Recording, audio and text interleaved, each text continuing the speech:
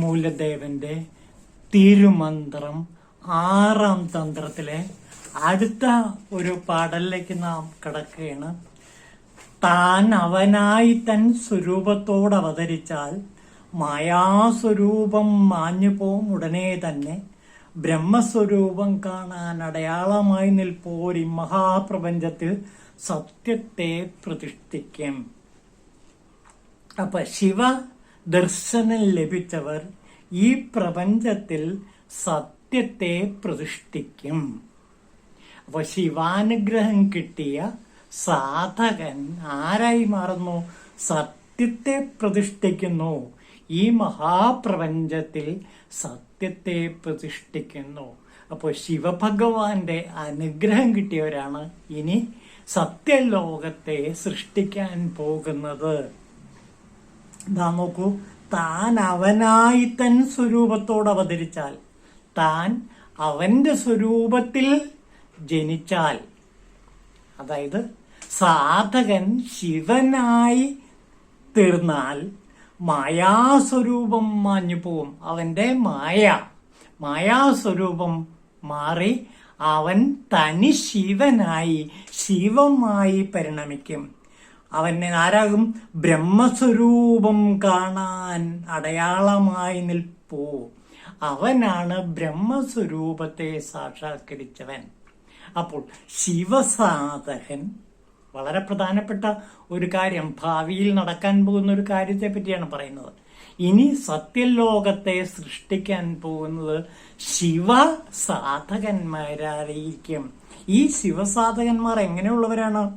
ഈ മഹാപ്രപഞ്ചത്തിൽ സത്യത്തെ പ്രതിഷ്ഠിക്കാൻ പോകുന്ന മഹാശിവസാധകർ എങ്ങനെയുള്ളവരാണ്? താൻ അവനായി തൻ സ്വരൂപത്തോട് അവതരിച്ചിരിക്കുന്നു. താൻ അവനായി ശിവനായി അയാൾ രൂപാന്തരപ്പെട്ട് കഴിഞ്ഞിരിക്കുന്നു. അങ്ങനെ ശിവസ്വരൂപമായി മാറിയ ശിവസാധകന്മാർ എല്ലാ മായാസ്വരൂപത്തെയും ഇല്ലാതാക്കി ബ്രഹ്മസ്വരൂപത്തെ സാക്ഷാത്കരിച്ച് ഈ മഹാപ്രപഞ്ചത്തെ സത്യലോകമാക്കി മാറ്റാൻ പോവുകയാണ് എന്നാണ് തിരുമൂലദേവൻ ഇവിടെ പറയുന്നത്. അപ്പോൾ ഇനി വരാനിരിക്കുന്ന കാലം സത്യലോകത്തിൻ്റെതാണ്. ആ സത്യലോകം സൃഷ്ടിക്കുന്നവരാകട്ടെ മഹാശിവസാധകന്മാർ, ശിവനായി പരിണമിച്ചവരാണ്.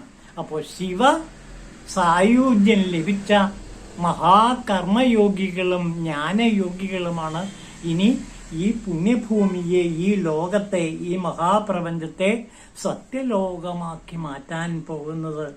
ഇനി ആ രംഗം തിരുമൂലദേവൻ ചിത്രീകരിക്കുന്ന ഇങ്ങനെയാണ്: വാക്കറ്റ് ബോധമറ്റ് ജീവനും പരനുമറ്റ് തിരയറ്റ കടല് പോലൊക്കെയും ശിവമായി തീരും. അതിരറ്റ ശബ്ദാദി നാലിനെയും കടന്നുള്ള മൗനസ്വരൂപത്തിങ്കൽ എന്നെ വച്ചുറപ്പിച്ചേൻ.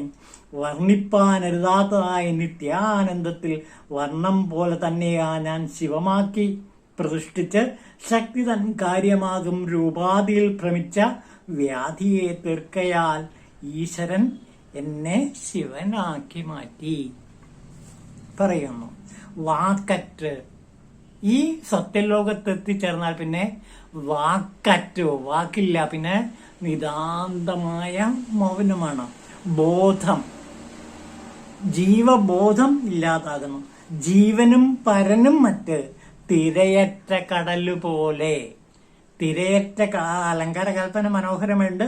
തിരയറ്റ കടല് പോലെ ഒക്കെയും ശിവമായി തീരും. എല്ലാം ശിവമയമായി തീരും. പിന്നെയോ ശബ്ദങ്ങളെല്ലാം തന്നെ ശിവശബ്ദമായി മാറും. മൗനസ്വരൂപത്തിങ്കൽ എന്നെ ഉറപ്പിച്ചിരിക്കുന്നു. ഇനി മുതൽ മൗനത്തിലൂടെയാണ് ഞാൻ മഹാസംഭാഷണം നടത്തുന്നത്. വർണ്ണിപ്പാനരുതാത്തതായ നിത്യാനന്ദത്തിൽ വർണ്ണം പോലെന്നെ ഞാൻ ശിവമാക്കി പ്രതിഷ്ഠിച്ചു. എന്നെ ശിവമാക്കി പ്രതിഷ്ഠിച്ചിരിക്കുന്നു. എങ്ങനെ? മൗനസ്വരൂപത്തിങ്കൽ എന്നെ വച്ചുറപ്പിച്ചു. എന്നിട്ട് എന്നെ ശിവമയമാക്കി മാറ്റുന്നു. ശക്തിയുടെ കാര്യമാകും രൂപാദികൾ. ലോകത്തിലെ രൂപാദിഭാവങ്ങളെല്ലാം മറഞ്ഞ് ആ വ്യാധിയെല്ലാം തീർന്ന് എന്നെ ഈശ്വരൻ ശിവനാക്കി മാറ്റി എന്നാണ് തിരുമൂലദേവൻ ഇവിടെ ഈ തന്ത്രത്തില്, ഈ 6-ാം തന്ത്രത്തില് പറയുന്നത്. നമുക്ക് ഈ ഭാഗം തന്നെ പിൽക്കാലത്ത് ശിവവാക്യ ബ്രഹ്മസ്വരൂപത്തെ കണ്ടറിഞ്ഞ് ചിത്രീകരിക്കുന്നുണ്ട്. ശിവവാക്യർ എന്ന മഹാസാധകൻ, മഹാഭക്തൻ, മഹായോഗി, മഹാവിപ്ലവകാരി എന്ന് തന്നെ പറയാവുന്ന ആ മഹായോഗീശ്വരൻ ബ്രഹ്മത്തെ ചിത്രീകരിക്കുന്നു. നോക്കൂ, ഇടക്കൺ ചന്ദ്രൻ, വലക്കൺ സൂര്യൻ, ഇടക്കരമതിൽ ശംഖചക്രം, വലക്കരമതിൽ മാൻമഴു, എടുത്ത പാദവും നീൾ ജടയുമായി എൻ ദിശയ്ക്കുമപ്പുറം ഉടൽ കലർന്നു നിന്ന മായം ആരു കാണുമല്ലോർ. പിന്നെയോ 8 ദിശയ്ക്കും എവ്വുയിരിനും അപ്പനായ പുമാൻ, ശക്തിയാർന്ന വിത്തിനുള്ളിലായി മുളച്ചുയർന്ന തപച്ചുടർ, ചിത്തം തെളിവാർന്ന് വേദക്കോവിലും തുറന്നീടിൽ, അത്തനാടൽ കണ്ട പിന്നടങ്ങും ആടലും കണ്ടിടാം. അർക്കനായി സോമനായി അതിനും അപ്പുറത്തിൽ നെടുക്കമാർന്ന താരാഗണങ്ങളിൽ നെരുങ്ങി നിന്ന് നേർമയാം ഉരുക്കമാർന്ന് അരക്ഷണത്തിനുള്ളിൽ ഒളിയതിൽ ഇരിക്കും വല്ലോൻ, ഇനി പിറപ്പതിനില്ല ഇങ്ങേ.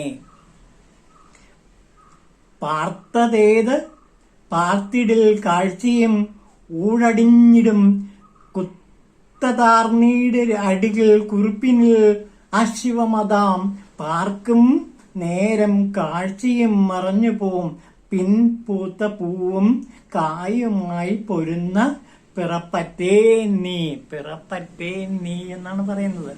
പൂവും നീരുമ്പോൾ മനം പൊരുന്നും കോവിലാമൻ ഉള്ളമതിലെ ആവിയോടി ലിംഗമായി അഖണ്ഡമെങ്ങുമായി നിന്നിടും മേവി നിന്ന ഐവരം വിളങ്ങുമങ്ങ് ധൂപ ദീപമായതിൽ ആടി നിൽക്കും കൂത്തനായി ഞാനും അന്തിസന്ധി ഒന്നുമില്ലാതങ്ങേ. അപ്പോൾ ശിവക്കൂത്ത് കണ്ട, ആനന്ദക്കൂത്ത് കണ്ട ശിവവാക്യർ ശിവന്റെ ഈ അതിഗംഭീരമായ ബ്രഹ്മസ്വഭാവത്തെ നമ്മുടെ മുമ്പിൽ ചിത്രീകരിക്കുന്നു. ഇതാണ് ഈ പാടലുകളിൽ നാം പ്രധാനമായിട്ടും കാണുന്നത്. അപ്പോൾ നമുക്ക് ശിവപദപ്രാപ്തി ഇതോടെ അവസാനിക്കുകയാണ്. ഇനി അടുത്ത ഭാഗം ത്രിപുടിയെ കുറിച്ചുള്ള അറിവാണ്. അത് നമുക്ക് അടുത്ത ദിവസം എടുക്കാം. ഓം ശിവായ തിരുമൂലദേവായ നമഃ.